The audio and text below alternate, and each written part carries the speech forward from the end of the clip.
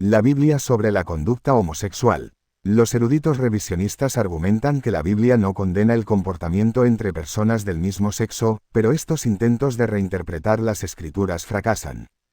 Los académicos revisionistas han publicado varios libros recientes que argumentan que la Biblia no condena las relaciones homosexuales. Entre ellos se incluyen estudios académicos recientes como La Biblia, Género y Sexualidad, 2013, de James Brownson, y el popular libro de Matthew Vines, Dios y el cristiano gay, el argumento bíblico en apoyo de las relaciones homosexuales, 2014. Un artículo de revista no me da suficiente espacio para abordar todos los argumentos revisionistas, ni puedo demostrar la abrumadora evidencia positiva que ofrece la Biblia de que el sexo es el vínculo único de una sola carne, que existe solo entre hombres y mujeres, por ejemplo, Génesis 2 y Mateo 19. En cambio, me centraré en los intentos de reinterpretar los pasajes bíblicos que condenan las relaciones sexuales entre personas del mismo sexo. La abominación en Levítico. Comencemos con Levítico 18, 22 y 20, 13, que dicen, no te acostarás con varón como con mujer, es abominación, y, si un hombre se acuesta con un varón como con mujer, ambos han cometido abominación, serán condenados a muerte, su sangre será sobre ellos.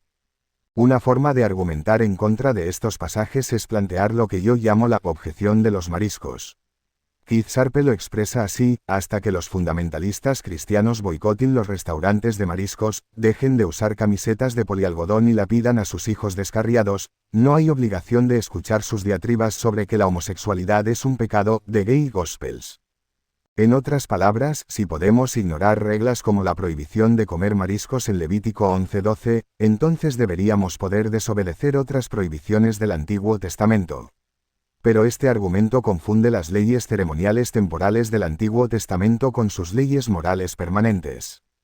He aquí una analogía para ayudar a comprender esta distinción. Recuerdo dos reglas que mi madre me dio de pequeña: tomarle la mano al cruzar la calle y no beber lo que esté debajo del lavabo. Hoy solo tengo que seguir la segunda regla, ya que la primera ya no me sirve de protección. De hecho, ahora me haría más mal que bien.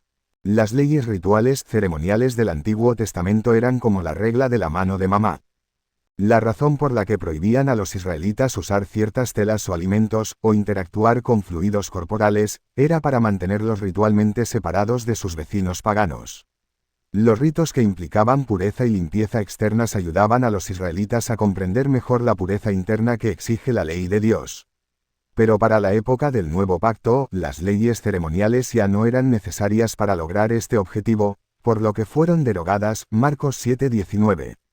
Si bien las leyes ceremoniales del Antiguo Testamento podían ser derogadas, sus leyes morales que prohibían males intrínsecos como el asesinato o el adulterio son eternamente vinculantes. Se parecen más a la prohibición de mi madre de los martinis drano que a su regla de tomarse de la mano, porque esos actos pueden dañar a las personas, independientemente de las circunstancias culturales. Que no apliquemos la pena asociada a estas leyes como la muerte por adulterio, no significa que estos actos no sean graves violaciones de la ley moral. Entonces, las prohibiciones de Levítico sobre las relaciones sexuales entre personas del mismo sexo son parte de la ley ceremonial temporal del Antiguo Testamento o de su ley moral permanente.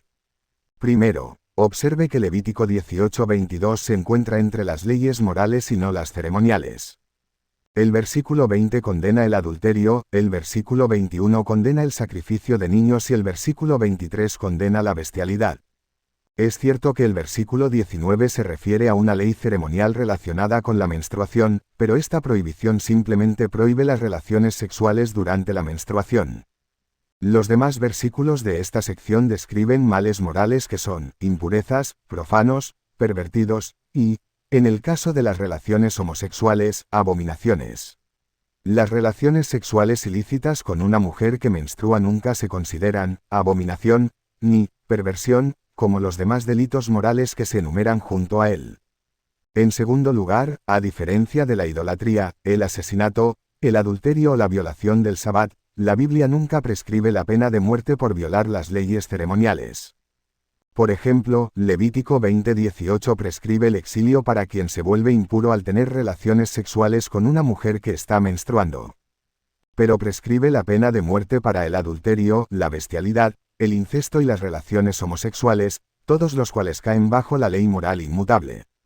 Levítico 18, 24-25 deja claro que acciones como el adulterio, la bestialidad y las relaciones homosexuales formaban parte de la ley moral que también se aplicaba a los no judíos, porque Dios ya había juzgado a otras naciones paganas por participar en estas impurezas. Finalmente, la afirmación de que, como la Biblia condena las relaciones sexuales entre personas del mismo sexo solo unas pocas veces, no son tan malas, es errónea. La zoofilia y las relaciones sexuales con los padres también se condenan solo unas pocas veces, pero ¿quién diría que esto significa que estos comportamientos no son tan malos? Algunos revisionistas afirman que la prohibición moral de las relaciones sexuales entre personas del mismo sexo solo se aplicaba en contextos relacionados con el judaísmo antiguo y no se aplica en la actualidad. Boswell afirma que los pasajes del Levítico se refieren al sexo únicamente en el contexto de la prostitución o los sacrificios en templos paganos, no a las relaciones homosexuales consensuadas y amorosas, que, según él, eran inauditas en aquella época, cristianismo, tolerancia social y homosexualidad. Pero textos antiguos mesopotámicos como el Almanaque de Encantamientos, sí dan fe de relaciones consensuales entre personas del mismo sexo, y Levítico 18 no utiliza el término hebreo para prostitutas del templo, Cades, por lo que Boswell está creando un hombre de paja. Además, realmente creemos que otras violaciones de la ley, como la bestialidad o el adulterio, serían aceptables siempre que se cometieran de forma no idólatra. De no ser así, ¿por qué pensar que las relaciones homosexuales recibirían un trato diferente? Vines afirma que, incluso si esta prohibición incluía los encuentros consensuales, la razón fundamental era que las relaciones sexuales entre personas del mismo sexo rebajaban el estatus del hombre al de la mujer. Dado que ya no apoyamos lo que Vines llama patriarcado, las relaciones sexuales entre hombres pueden verse como un intercambio amoroso entre iguales y no como la anticuada degradación del hombre a la condición de la mujer. Pero Vines no ha comprendido el sentido de estos pasajes debido a un sentido moderno de corrección política. Por ejemplo, decir que un adulto se comporta como un niño no significa que los niños sean malos o infrahumanos. Simplemente significa que los adultos no son niños y, por lo tanto, no deberían comportarse como tales. De igual manera que los escritores antiguos llamaran a los hombres en el rol pasivo del coito anal, afeminados, o hombre-mujer, no significa que las mujeres sean malas y, por lo tanto, no se deba rebajar a los hombres a su nivel. Simplemente significa que los hombres no son mujeres y, por lo tanto, no deberían ser tratados como mujeres al ser penetrados sexualmente. Otra objeción a estos pasajes del Levítico se refiere a las relaciones sexuales entre mujeres. El ex sacerdote Daniel Elminiak sostiene que estos pasajes no pueden usarse para condenar las relaciones homosexuales entre mujeres, ya que no contienen ningún indicio de lesbianismo, lo que la Biblia realmente dice sobre la homosexualidad. Vines coincide en que si el Levítico tratara sobre la complementariedad sexual y no sobre el patriarcado, también habría condenado las relaciones sexuales entre mujeres. Romanos 1:26 al 27 contiene quizás la condena más explícita de la Biblia a las relaciones homosexuales. En este pasaje, Pablo habla de los idólatras y de cómo Dios los entregó a pasiones vergonzosas. Sus mujeres cambiaron el uso natural por el que es contra naturaleza, y de igual manera también los hombres, dejando el uso natural con la mujer, se encendieron en su lascivia unos con otros. Cometieron actos vergonzosos hombres con hombres, y recibieron en sí mismos el castigo debido a su extravío. Hay muchas respuestas revisionistas a este texto. En primer lugar, Boswell afirma, las personas que Pablo condena manifiestamente no son homosexuales, lo que desaprueba son los actos homosexuales cometidos por personas aparentemente heterosexuales, Boswell. Sin embargo, esto no explica la condena de Pablo de las conductas arraigadas en los deseos íntimos de una persona, lo cual coincide con nuestra perspectiva sobre la homosexualidad moderna. Incluso Vines lo reconoce, Pablo parece estar describiendo deseos latentes que se estaban expresando, no nuevos. No creo que sea coherente decir que Pablo rechazó las conductas homosexuales solo cuando no eran algo natural para las personas involucradas. Quiero terminar con unas palabras para quienes experimentan atracción hacia personas del mismo sexo. Lo que Pablo dice en 1 Corintios 6 no es que quienes experimentan estas atracciones estén condenados. De hecho, dice en el versículo 11, esto es lo que algunos de ustedes solían ser, énfasis añadido. Pero fueron lavados, fueron santificados, fueron justificados en el nombre del Señor Jesucristo y en el Espíritu de nuestro Dios. Como lo demuestra el apostolado católico Curás, el hecho de que las personas hayan tenido relaciones homosexuales no es un impedimento para que sean santificadas por la gracia de Dios. Tenga en cuenta que no estoy abogando por una solución ingenua que busque la liberación de la homosexualidad.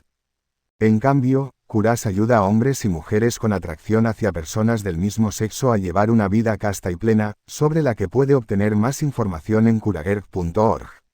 En el sitio web de Curás puede ver un documental gratuito titulado Desire of the Everlasting Hills, everlastingis.org, que muestra cómo dos hombres y una mujer con atracción hacia personas del mismo sexo, por separado, encontraron esperanza y sanación a través de los sacramentos de la Iglesia Católica. Si eres escéptico, te animo a que al menos veas la película y escuches las experiencias de estas personas. Verás que es posible trascender las etiquetas de gay o heterosexual, y centrarnos en nuestra identidad como hijos e hijas del Altísimo que lo buscamos con todo nuestro corazón, mente, cuerpo y alma.